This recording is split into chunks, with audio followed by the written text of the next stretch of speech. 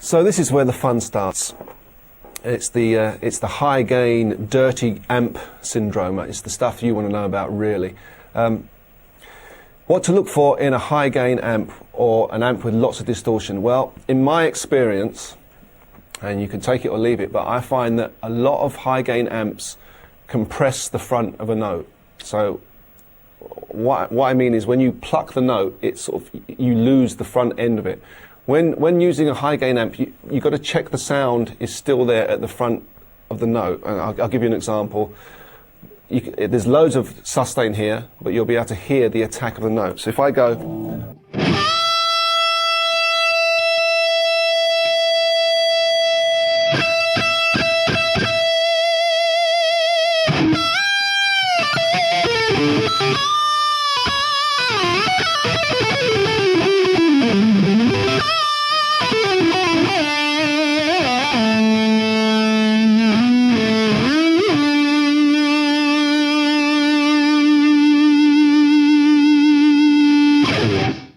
You can hear as I pick the note, it's still there. What I found with some amps that I've tried, and I've sold them quite quickly, is that when playing fast at high volumes, if there's too much gain on an amp and it's just they haven't quite got it right, it'll mush up, it'll compress the front of the note, and that's what you don't want with an amp.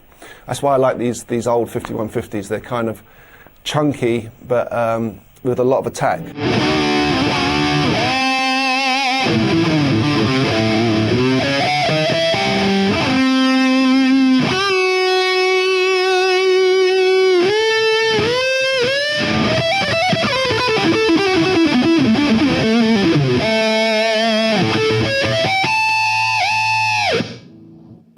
Another thing to think about, I mean, this does affect your, I know it sounds a bit like an anorak, but it does affect your sound a lot, is the plectrum you use. I use these tiny little, insignificant little things, either by Fender or Gibson, but the main thing I need is the heavy gauge. I find that some players, or some people I've taught, they use little, flimsy little bits of plastic, which are no good at all to anybody. You need to have no give, or very little give in the plectrum, so you can get those harmonic.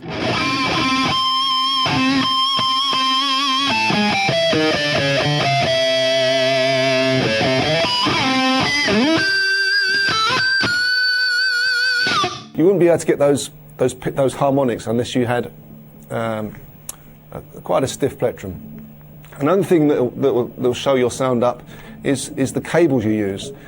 Good quality cables. You need good quality cables, especially when using high gain amps, because that affects your sound a lot. So don't spare any money when buying good cables. I'm going to do a track now with the high gain sound. This is the last few tracks I'm going to do are all going to be the distortion from the amp. Hopefully I'm going to try and control it from solely from my volume pot on the various guitars I'm going to use.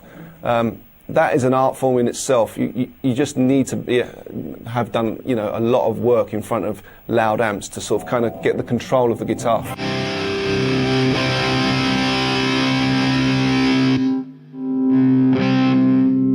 I can still kind of control how much gain I want from the guitar.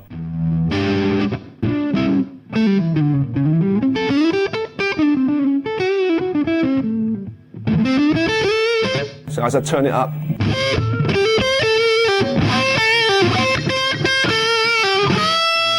and full up.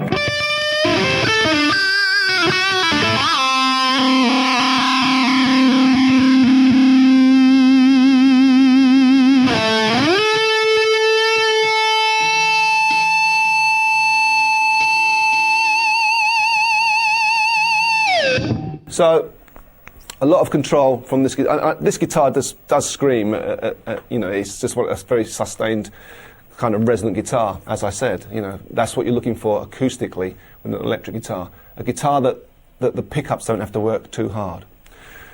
The next song I'm going to try and play is using all these hidden harmonics, which you'll find if you look with the high gain sound. The hidden harmonics that are around about this area.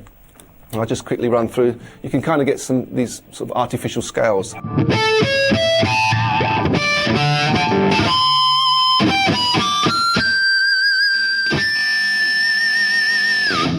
So it's a bit hit or miss at the moment, so I'll try and play a song using those.